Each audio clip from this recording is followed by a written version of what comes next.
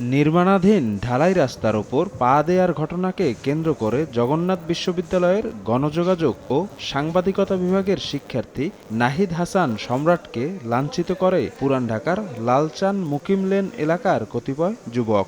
এর জের ধরে সম্রাটের কয়েকজন সহপাঠী সেখানে উপস্থিত হয়ে প্রতিবাদ করলে তাদের উপর স্থানীয় শহীদুল ইসলাম শহীদের নেতৃত্বে হামলার অভিযোগ ওঠে। এ সংবাদ ক্যাম্পাসে ছড়িয়ে পড়লে কয়েকশো শিক্ষার্থী জড়ো হয় ঘটনাস্থলে। মুহূর্তেই রণক্ষেত্রে পরিণত হয় ক্যাম্পাস সংলগ্ন লালচান মুকিম লেন এলাকা।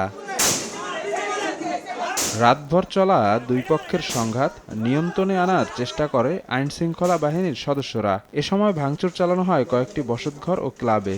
এতে আহত হন কমপক্ষে ২০ জন। এদের মধ্যে বিশ্ববিদ্যালয়ের ৫ শিক্ষার্থী সহ ৭ জনকে হাসপাতালে ভর্তি করা হয়। ওনারা গলির দুই সাইডে গেট আটকায় প্রায় ৫০০-এর মতো লোক ওরা প্রথমে আমাদেরকে মারছে। জানতে পেরেছি যে আমাদের ৫ জন শিক্ষার্থী আহত, তার মধ্যে যে ছেলেটাকে আটকে রেখে মারধর করছে ওইখানের স্থানীয় লোকজন, তার অবস্থা খুবই খারাপ। শুনতে পাইছি যে যুবদলের এক নেতার নেতৃত্বে নবাবপুরের ব্যবসায়ী তারা প্রায় ১৫০ থেকে ২০০ মানুষ ওইখানে হামলা করে। এটা তো একটা সামান্য ব্যাপার, সবাই মিলে বসলে ঠিক হয়ে যায়।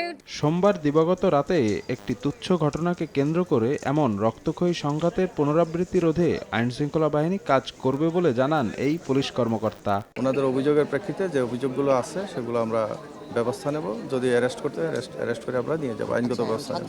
এ ঘটনায় আহতরা ঢাকা ন্যাশনাল মেডিকেল কলেজ হাসপাতাল, মিটফোর্ড হাসপাতাল ও ঢাকা মেডিকেল কলেজ হাসপাতালে চিকিৎসা নিচ্ছেন। শফিক মুন্সি, সময় সংবাদ, ঢাকা।